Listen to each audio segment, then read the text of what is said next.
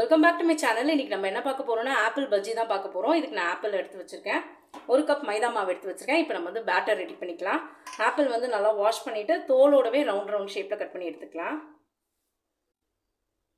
இப்போ இந்த மைதா மாவுக்கு தேவையான அளவு சுகர், உங்க டேஸ்ட்க்கு ஏற்ற மாதிரி சக்கரை சேர்த்துக்கோங்க. கூடவே ஆப்ப சோடா ஒரு சிட்டிக்கு, கொஞ்சம் சாஃப்டா இருக்கும் அதனால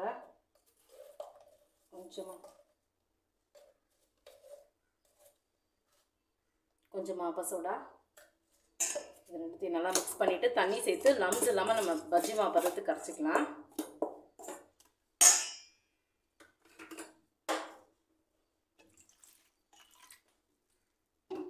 உங்களுக்கு வேணும்னா நீங்கள் ஃபுட் கலர் ஆட் பண்ணிக்கோங்க. நானா இன்னைக்கு சேர்க்க போகிறதில்ல, கொஞ்சமாக சேர்த்துக்கலாம். இது நல்லா கரைச்சிட்டு கடைசியாக ஒரு பிஞ்ச் ஆஃப் சால்ட் சேர்த்து நம்ம கரைச்சிக்கலாம். அப்போ அந்த சுகர் வந்து நல்லா எடுத்து கொடுக்கும் பேட்டரில்.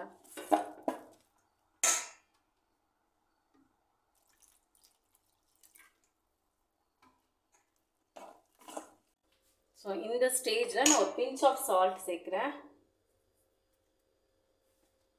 நல்லா மிக்ஸ் பண்ணிக்கலாம். இப்போ கடாயில் எண்ணெய் ஊற்றி வச்சுருக்கேன். எண்ணெய் நல்லா ஹீட் ஆகிடுச்சு. நான் பேட்டர் வந்து இந்த அளவுக்கு ரெடி பண்ணி எடுத்துகிட்டு வந்திருக்கேன். ஆப்பிளையும் அந்த மாதிரி ரவுண்ட் ஷேப்பில் கட் பண்ணிட்டேன். இப்போ பஜ்ஜி போட்டுடலாம்.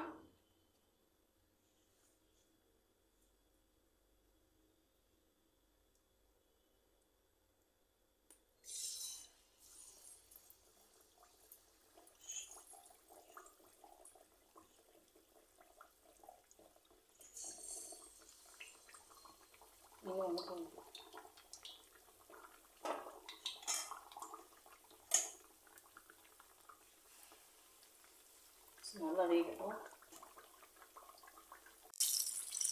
ரெண்டு சைடுமே கலர் நல்லா மாறிடுச்சு. இப்போ எடுத்துடலாம்.